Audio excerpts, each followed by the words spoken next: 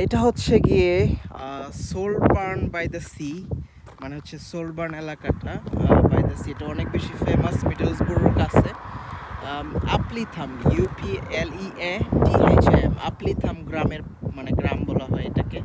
দেখেন যে বাতাস বয়ে যাচ্ছে গম ক্ষেতের মধ্যে, দেখতে সুন্দর লাগতেছে, কীরকম একদম সিনেমার মতো একটা ফিলিং। এবং এখানে দিগন্ত বিস্তৃত এই গমের চাষ, যেদিকে চোখ যায় শুধু গম আর গম।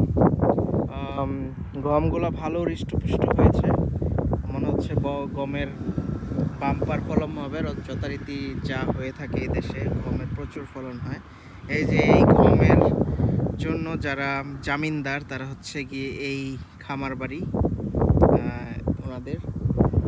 আর এখানে বেশ কিছু, যেহেতু এটা গ্রাম সেহেতু বাসার সংখ্যা এখানে খুবই কম, হাতে গোনা কয়েকটি বাসা আছে। যাদের বাসা এখানে তারা ম্যাক্সিমাম হচ্ছে গিয়ে খামার বাড়ির আর কি, ম্যাক্সিমাম এই কৃষিকাজের সাথে জড়িত। দেখেন এই গমগুলা একটা যদি আমি ছিঁড়ি, গম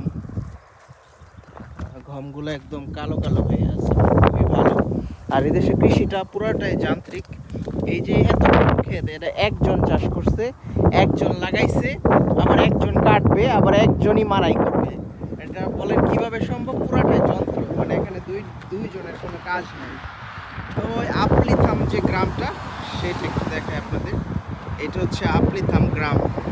এই গ্রামের মধ্যে বসত বাড়ি বলতে মানে একসাথে যে বসত বাড়ি সেগুলো হচ্ছে এই কয়েকটা বসত বাড়ি, এছাড়া আর কোনো বাসা নাই। আর যেগুলো আছে ছড়ায় ছিটায় একটা দুইটা এক এক জায়গায়, মানে একসাথে যে আপলিথাম গ্রামটা সেটা হচ্ছে এইটা। দেখেন এখানে যতগুলা বসত বাড়ি আছে এতটুকু নিয়ে কিন্তু এই আপলিথাম গ্রাম।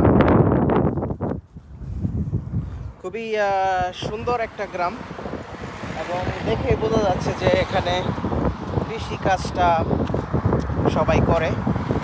এবং কৃষি কাজটা করলে যে সফলতা পাওয়া যায় সেটা হচ্ছে এই যে গম দেখাইলাম, গমের যে ফলন, মাশাআল্লাহ মাশাআল্লাহ অনেক ভালো ফলন হয়েছে। এটা হচ্ছে ইংল্যান্ডের সোলবার্ন বাই দ্য সির ছোট্ট একটা গ্রাম।